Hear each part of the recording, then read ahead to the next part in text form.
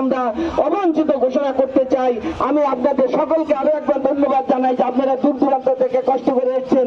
আপনাদের সকলের মঙ্গল হোক, বাংলাদেশ আওয়ামী লীগের মঙ্গল হোক।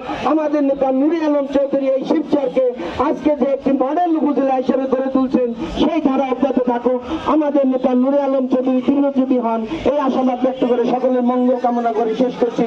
জয় বাংলা, জয় বঙ্গবন্ধু।